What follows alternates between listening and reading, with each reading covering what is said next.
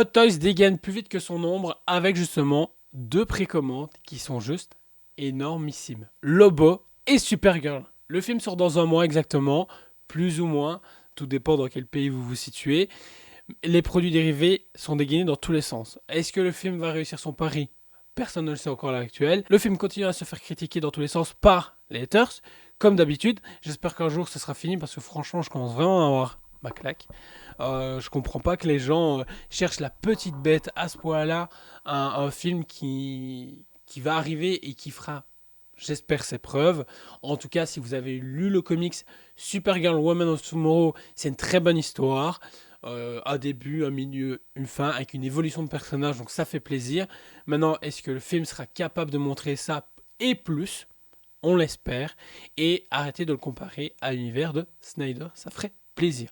Sur ce, les 2 premiers produits dérivés de luxe, entre guillemets, avec ces 2 premiers Hot Toys de Lobo et Supergirl, sont juste insane. Supergirl, très beau travail justement sur le visage. Le travail est somptueux. J'aurais espéré quand même qu'il sorte une version artisan avec des vrais cheveux, vu la chevelure qu'elle a. Le trail, franchement, parfait. Le costume, je le trouve plus clair que celui de son cousin, justement, donc à voir dans le film. Il proposera également la version avec la veste en tissu, qui nous rappelle justement le comics en tout début du livre. Il y aura un crypto, forcément, pour continuer les gammes de crypto, même si on sent que c'est la même aspiration qu'il y a justement sur la Hot Toys de Superman. Elle est assez simple, mais très efficace. Un socle classique, justement avec le logo Supergirl. On aura aussi son baladeur MP3 avec les oreillettes. Ça nous rappelle un peu ce que Star-Lord nous proposait à l'époque. Donc on verra bien. Ensuite, c'est Lobo où je le trouve plus intéressant. Déjà, ils ont essayé de lui donner une vraie expression au niveau du visage. Ensuite, on le découvre enfin sans justement sa longue veste qui nous fait beaucoup plus penser là du coup à un Lobo. Donc ça nous laisse présager qu'on va le voir comme ça avec cette longue veste.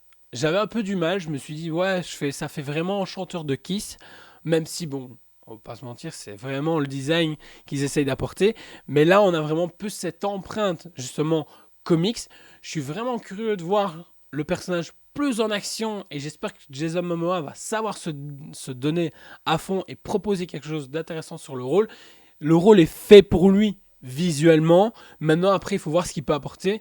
Pour moi, il peut apporter énormément de choses. Quand je vois ce qu'il a fait justement sur le dernier Fast and Furious en termes d'interprétation, j'ai rien à dire. C'était un super méchant. Il peut apporter énormément de choses. On sait justement qu'il a un lien direct avec Superman et Supergirl. On sait qu'on va le revoir dans Men of Tomorrow. Donc ça fait plaisir parce qu'on sait que c'est pas simplement mis là et gratuit.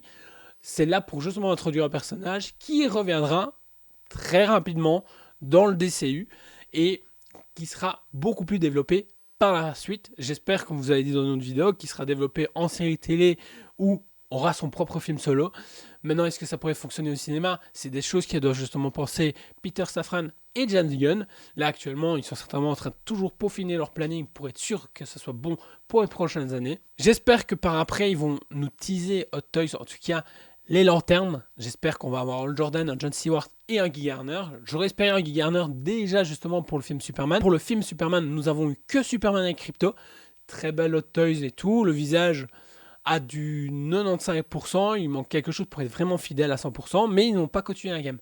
Pas de Lex Luthor, pas d'autres personnages, pas Hawkgirl, pas Guy Garner. Donc voilà, j'étais un peu assez sûr, pas de Mister Terrific.